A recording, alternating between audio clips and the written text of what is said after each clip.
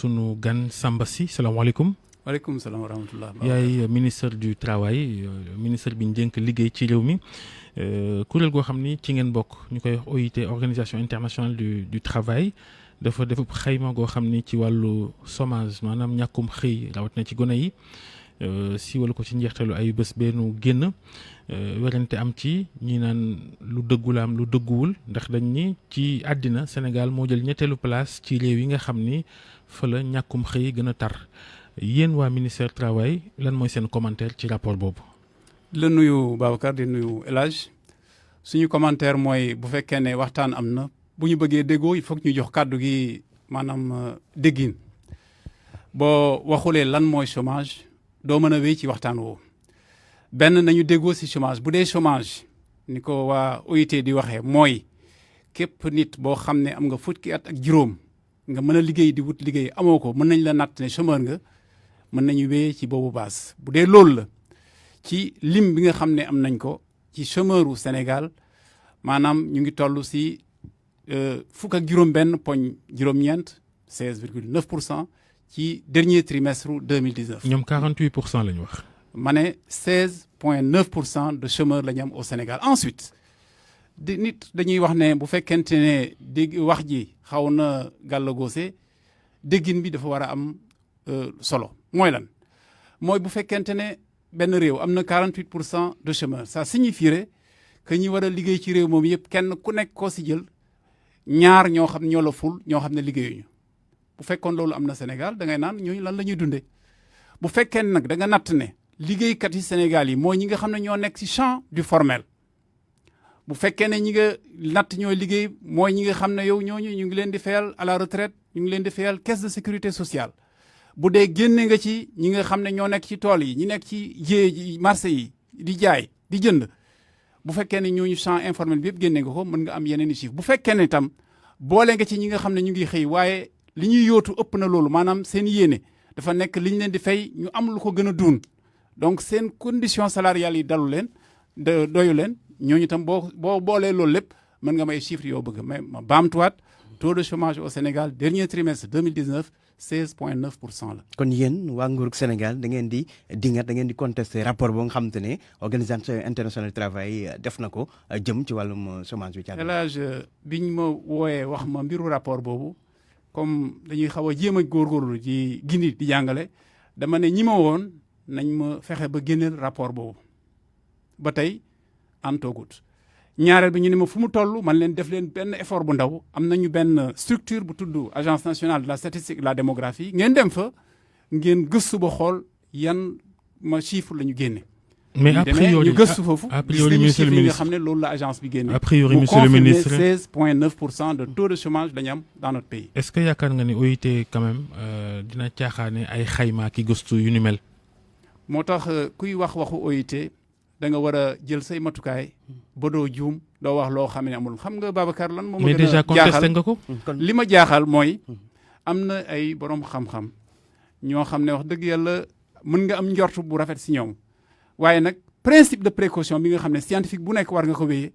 joxewuñ ko ci mbir mi dañu dégg tël rek ñu commencé extrapoler. non c'est-à-dire rapport boobu amul. OIT génn ce rapport là il faut le sortir les gens qui disent qu'il existe nañ ko teg sur table ensuite ñu jàng ko. càmbar ko xool ci am je répète encore une fois puisque les pédagogiques la répétition le taux de chômage dans notre pays est de 16,9% ce qui est déjà élevé et nous travaillons à minorer ce taux de chômage. chiffre bu mënti doon ñàkkum xëy moom kenn dootu ko werante Sénégal lu fu fës la gone yi xëyuñu seen i mag xëyuñu seen i rakk xëyuñu nit ñaa ngi toog ci kër yeeg ci bopp koñ yi boo jàppee dara tey mu daanu nga toogaat doo def dara loolu moom mën na su koo weddi.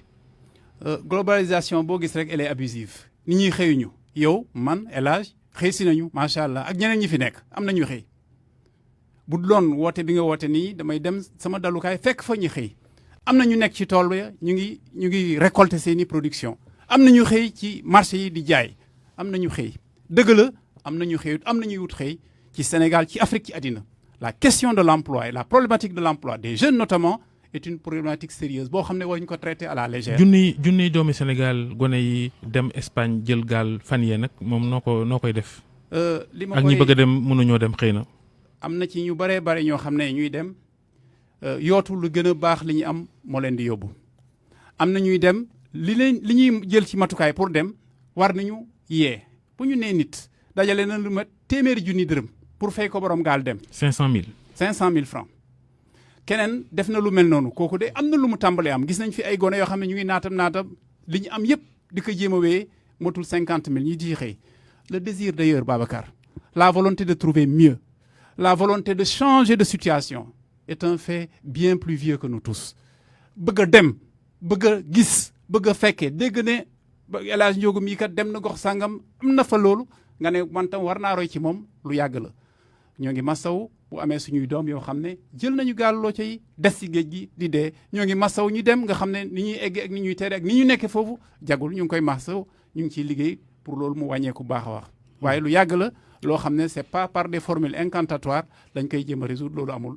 kenn mënu ko kii noonu le désir d'ailleurs est un fait humain. Monsieur le ministre président Macky Sall ci mandat bu njëkk def promettroon 500 000 emplois bii nii mu wax ne yéen fexe 1 million d'emplois ci ndaw ñi tey bu ñu toogee naa ay taux de chômage 16% ça signifie que lajj am na ci mbébétam boobu nga xamante ne li mu doon bàkkoo. déedéet lajj amut ñëw naa ak benn xët El Hadj ma la koy bàyyee bu ma demee ñu ngi ko tuddee le travail en chiffres ñoo ngi ci génne bilan 2012 ba 2019 bi nga xam ne def nañ ko en tant que Sénégal ci en matière d'emploi. contrat yi rek yi ñu enregistré laay lim booy xayma mën ngay pour mu gaaw ñu bañ a nekk di jàng de 2012 à 2019 en moyenne 55 000 ba 60 000 emplois la ñu kii boolewuma ci secteur maritime boolewuma ci champ informel boolewuma ci recrutement fonction publique lim bi ñu doon yootu dab nañ ko bëgg nañ ko ful bëgg ko ful moo tax ñu dugal programme 100 000 logements ndax nag booy tabax kër charpentier dina fa nekk maçon dina fa nekk menuisier beneen bi nga xam ne day def ay buntu ki palanteer dina fa nekk kii liggéey mbiru robinet dina fa nekk ki yor courant dina fa nekk ay liggéeyu taaba nga fi wax bëgg nañu numérique li ay liggéeyu taaba la déedéet du taaba nañu wegan liggéey bu sax te am naataange moo tax ñuy wax liggéey bu sax am naataange mooy tabax ay dëkkuwaay mooy fexe ba mu am courant am ndox mooy defar ay yoon mooy xarala yu bees yi fexe bay mu yaatu ci biir réew mi boobu liggéey moo am solo ensuite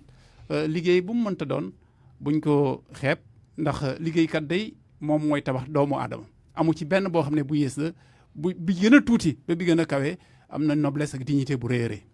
mais liggéey li ñu ciy xaar mooy liggéey boo xamante ne comme ni ko Babacar waxee liggéey bu sax la maanaam emploi durable nekk tam loo xamante ne peut-être emploi qualifiant la mais pas ay liggéey yoo xamante ne liggéey yu taxale la noonu la. moo tax li ñuy yóotu wax nga ko El Hadj mooy emploi décent mooy xam ne payoor bi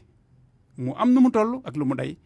payoor bi ñu rogante ko par protection sociale droit travailleurs yi ñu préserver ko ba pare travailleur boobu am sañ-sañ. wax li nga xam ne moom lay yóotu moom la bëgg moom la bañ loolu lépp ñu ngi koy liggéey progressé ci bu baax a baax contrat yi ma la limal sànq yooyu si champ formel bi lañ koy def mën nañ ne yooyu bokk na ci xàllu liggéey yooyu doyul nag eggagul fi mu kii El Hadj booy seetlu li ma la waxoon le désir du mieux est un fait humain kon amul fooy toll ne léegi absolu idéal jootu na ko gis nga jéego boo seqee rek di nga bëgg teg ci beneen. mais monsieur le ministre juróom-ñetti at a ngi nii yéen a nga ci bopp nguur gi tey bu ngeen di lim ay xëy naan defarkatu volontaire ak yettkatu bunt c'est compliqué. yow laa la wax yow yaay waxee noonu waaye mënoon naa la wax ay ingénieurs yoo xam ne ñooy tabax ay lu ñu naan terre mën naa la ne autoroute taxaw na fi nga gis ko mën naa la ne ay bâtiment intelligent la ñu def ci réew mi loolu lépp mu ngi fi damay ne rek amul liggéey boo xam ne jar na xeeb amul liggéey boo xam ne amul solo loolu tam mooy indi problème ci suñu réew bu fekkee ne jàpp nañ ne am na liggéey yoo xam ne jaarul yoon ñu xeeb lu mel ni tabax xeeb lu mel ni métier yoo nga xam day tax nga defal ay meuble ak yooyu ñu xeeb ko ñu bëgg nag développer suñu réew nan ko lañ koy defee il faut que ñu am ci champ yooyu secteur yooyu ay gone yoo xam ne dañ leen di tàggat ba ñu mën ñu am ñu qualifier leen ñu professionnaliser leen ñuy def parce que loolu moom mooy yor réew moo koy yóbbu si kanam. gone yi bànqaas yi ngeen sanc am na bànqaas yu ngeen fi fekkoon yeneen nguur defoon ko fi yéen ngeen ñoo dolli ci ne xëyum ndaw ñee leen tax a jóg ba tey ñu toll fii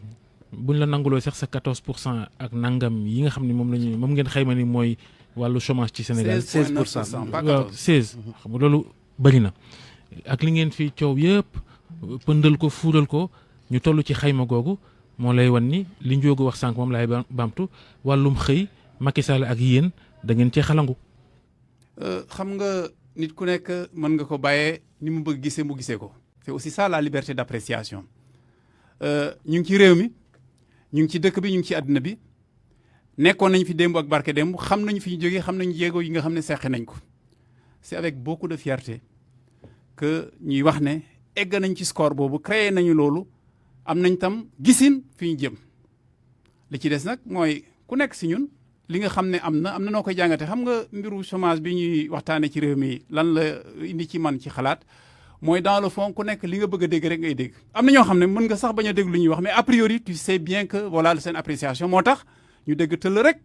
ñu engouffré wu ne Sénégal 3e pays au monde bi nga xam ne taux de chômage moo gën a rëy et cetera mu am une sorte de jubilation boo xam ne man daf may poser problème ndax foo mënta nekk foo mënta far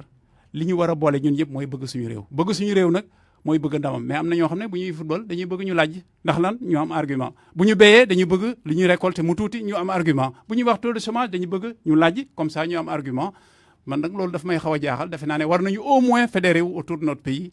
et des réalisations de ce pays. mais est-ce que tamit am taux de chômage bu élevé tamit gàcce la ndaxte loolu tamit réew yëpp lay am États-Unis réew yëpp dool ci àdduna bi taux de chômage bi daal dina jéggi dayo kon est-ce que lu ciy gàcce ba nga xamante ne ngeen taxaw bañ rapport bi am na lu ciy gàcce. non du question dañu bañ rapport bi dafa amut jusqu'à plus ample informé pour des chômeurs mooy encore une fois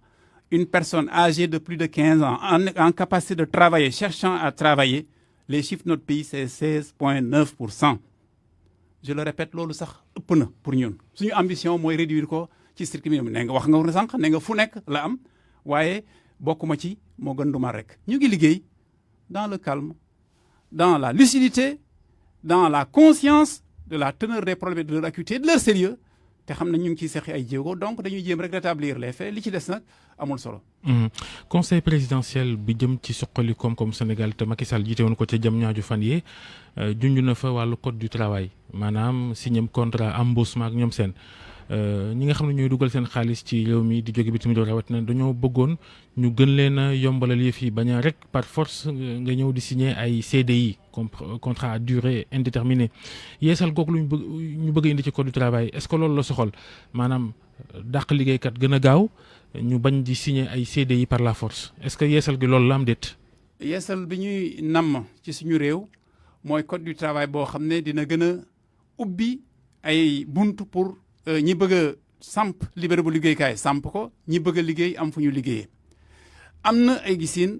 yu xaw a wute ci mbir moomu naka la ñuy fexe ba daje ci kii am koomam di bëgg a samp am na nu mu ko gisee ki nga xam ne moo fi nekk di taxawal liggéeykat yi am na nu mu ko gisee lan mooy chance su Sénégal mooy promotion du dialogue social ñii xëyle ñii xëy nguur gi dañuy toog waxtaan parce que ñun bëgg nañu législation du travail bu adapté li ñu bëgg mooy beesalaat ndax am na ay ponk yoo xam ne suñu législation du travail maanaam jëlu ko en charge li ñu ci yee mooy pandémie par exemple. liggéey est-ce que yeesal bi day yombal licenciement dàq. si dàq encore une fois dàq li kiy liggéey dafa am ay sañ-sañ dafa am ay yelleef du rek benn maanaam bantu bale boo xam ne da nga koy mën a déplacer à tempérament moo tax dañuy protéger liggéeykat bi di protéger en même temps entreprise bi si diggante ñaar yooyu am na benn diggu doomu boo xam ne moom la ñu. lan ngeen fas yéene yeesal dëgg-dëgg ci tënk ñaari baat. li ñu fas yéene mooy am un code du travail adapté au contexte du monde dans lequel nous évoluons aujourd'hui. jaarale ko ci yan ponk par exemple mën nga ci jox exemple ci loolu. tudd naa ko sànq nee na am na yu bëree bëri yoo xam ne pandémie bi sax moo ñu ci yee chômage technique par exemple waxuñ ci lu doy il a fallu ajuster ci biir pandémie bi maanaam rapport bi ñu am ak travail bi nga xam ne war na ko mën def ci numérique bi amuñ ci dara loo xam ne wax nañ ko ak yeneen yu mel noonu ndaw ñu jigéen ñi maanaam pàcc ak place bi ñu leen war a jox si biir liggéey bi ak ni ñu leen war a aaree am na ay pas yu supplémentaires yoo xam ne bëgg nañ ko franchir. dañoo bëgg a leeralaat laaj bi ñu dellusiwaat ci bamtu ko ndax am na solo est-ce que yeesal bi ngeen bëgg a indi ci code du travail di charte bi tëral wàllu liggéey ci réew mi da ngeen cee bëgg a dindi embauchement par force. embauchement par force li ñu bëgg mooy fexe ba xëy bi gën a yaatu gën a law embauchement par force lu mu tekki mooy est-ce que bu fekkente ne nit ki. maanaam xëyloo nga ko tey xëyloo nga ko suba gannaaw suba da nga koy jël maanaam automatiquement bu fekkee ne loolu la tekki loolu lépp ay waxtaan lay xam doon. nga fii loi bi tollu jamono ji boo amee CDD ba ci ab diir. day doon automatiquement CDI. waaw est-ce que loolu da ngeen koy dindi. li ñu nar a def ça résultera encore une fois des consultations que nous aurons maanaam du Samba si ministre du travail mooy toog mbala patronat mooy toog mbala liggéeykat yi ñooy toog ñooy waxtaan ndax loolu la nga xam ne suñu doxalin ci traitement code du travail noonu la mës a demee waxtaan daje ci dara jéem ko wéer. est-ce que xam ngeen ni loolu mën naa yëngal dëkk bi. dëkk bi bu si yàlla àndee du yëngu ndax ay borom xel ñoo fi nekk xam am sens de responsabilité ñuy ndamoo am patronat ak maanaam organisation syndicale yoo xam ne wax dëgg yàlla nga ci ngaalama. ñu wax wàllum politique yaay secrétaire général PIT temps yi coow li am mooy coowal Aliou Dembourou Sow bokk ci APR di député nekk président conseil départemental bu Ranérou yëkkati kàddu ne ñetteelu mandat Macky Sall ku ko bañ mu wax xeetam ñu daal jël ngànnaay ngi dal sa kaw yow noo gis mbir moom en tant que ku bokk ci Benno Bokk Yaakaar. defe naa ne mënees na ci roganti ne Benno Bokk Yaakaar ci boppam génne na xët wax ci parti bi nga xam ne foofu la député Sow bokk génne na ci xët wax ci. li ci des nag mooy naka la ñuy taxawee ba di wax sax mbiru xeet ci Sénégal El Hadj man loolu bu ñu ko waxee daf may xaw a jaaxal ku mel ni man ku mel ni yow ndax xaw naa la xam ci ban xeet la ñu bokk. ñenn ñi si ñun defe naa ne amul fépp foo xam ne laa wala yuñ fa donc xeet moom wax dëgg yàlla weesu nañ ko. kenn waru ko fi c'est que PIT ci boppam lañ xàmmeetul ni ngeen xarañee woon ci taxawal askan wi féeteeg askan wi ak bi leen Macky Sall ñamalee nguur ba léegi da ngeen di sëgg rek di dem. loolu tam encore une fois ma respecté ce point de vue waaye nag bu fekkee da nga bëgg xëyloo waa PIT ñu def li nga xam ne Babacar Fall bëgg nañu def ko loolu day duloo ko gaaw a am suñuy position suñuy doxalin suñuy militants ñoo koy déterminer ñun ak président Macky Sall ak ñi ñuy àndal ñu def li nga xam ne ñun ñoo ko arrêté décidé ko. nay metti rek waaye léegi daal cell rek. non pas nay metti rek li ñu yëkki mës ñu yëkki yóbbu ñu ba tey jii mooy fexe ba li nga xam ne suñu askan mu ngi koy jàkkaarloo ñu saafara ko. dafay avancé yu considérable loolu nag ñu ngi ci tànk yooyu ñëpp ñi nga xam ne nag bëgg nañu de manière réactionnaire delloo ñu si gannaaw indiwaat ñu ci yi nga xam ne weesu nañ ko. non du ngeen dellu moom dellu moom du ngeen ko def opposition gu targa moom du ngeen ci dellu. 2024 ni ngeen di taxawee yéen en tant que PIT da ngeen di am candidat samp seen mbër wala da ngeen di jafandu langaamu ci président Macky Sall. El Hadj langaamu ak jafandu mënees nañ ko bañ a wax ndax xamewuñu ko benn ñaar 2024 sori na jege na yàlla nañu yàlla may. ñu fekkee ko yéen PIT da ngeen nangu Macky Sall yóotu yëf yi dem di naan 3e mandat. yàlla nañu yàlla may ñu fekkee. 2024 amiin waaye est-ce que di ngeen ci ànd. El Hadj Babacar ku la waxoon octobre 2019 y a un an de ça que di nga yeewu ci àddina bi am configuration bi mu am tey da nga koy weeti mbala doo ko xalaat mbala pour nga nangu ko day jafe. ban moo nar a nekk contexte 2024. yaa ngi wéeri wéeri bu waxtu woowu jotee. bu soobee yàlla ni ñu koy defee dinañu daje. évaluer 3e mandat la jël Babacar wax position bi nga xam ne. ndax 3e mandat président Macky Sall nang ngeen samp na lam pour 3e mandat. waaw ma ne El Hadj bu fekkee ne yàlla yóbbu nañ ci ñu egg 2024 dañuy apprécier évaluer jël une position indiquer une voie mën na am une voie boo xam ne ñu bëri dañ naan est-ce que noonu la mais bu soobee yàlla ni ko mu doon demee ñëpp dinañu xam ne yoon wi boobu la. comment peut-on après avoir conquis le pouvoir en une année commencer naan déjà prochaine campagne ça veut dire que ce pays-là en permanence dañu nekk ci campagne électorale. non politique moom àddina yëpp noonu la demee. gars yi dañuy je suis désolé gérer ci réew mi lañ nekk ci àddina lañ nekk. léegi ci sa liggéeyu ministre travail am na mbootaayu syndicat bu ñuy wax CNTS FC bokk ci yëpp doole ci réew mi ñi ngi xultu rek ay lettres ñu lay bind doo tontu ay audience ñu lay ñaan doo leen ko may subvention ci fête du travail ñaari at a ngi ne jotuñ ci looy tontu ci loolu. c'est dommage que ñooñu nekkuñu fi waaye xam nga réew mi dafa réyul trop man Samba si ku ma xam waxuma ministre du travail naan ma woo naa la wuyu woo ma bind naa la tontu woo ma danga may soofantal bala di ma ignorer boo ko waxee ñi koy weddi bari nañu. ndamoo ma mais sama numéro téléphone bi ma amoon il y a 20 ans de ça moom laa yor l'une des preuves bu may joxe ki nekk fii seen kër gi moo ko kii fëral téléphone bi ma woodee pour ñu am jotaay bi tey xàmmeewu ma ko c'est-à-dire que dama gis téléphone ma répondre mu ne man la diw. di nga leen dalal am déet CNTS FC donc ignorer toiser xeeb loolu des may ensuite yenn yi ci bëri itam gëstu tuuti rek moo koy wane lenn de laa xam ne mënu ma ko mooy lan. mooy yoon bu demee ba ne lii laa dogal pour ma tegg ci sama tànk day jafe parce que bu ko defee damay jéggi yoon. est-ce que di nga recevoir CNTS/FC ak ñeneen ñi la bëgg a gis. ku dul CNTS/FC sax CNTS/FC nga xam ne kuréelu liggéeykat lañu citoyen sénégalais boo xam ne bëgg na ma gis dama koy recevoir massa nag kuréelu liggéeykat. jërëjëf monsieur le ministre du travail Samba Sy ministre du travail ak de relations avec les institutions et du dialogue social Yandok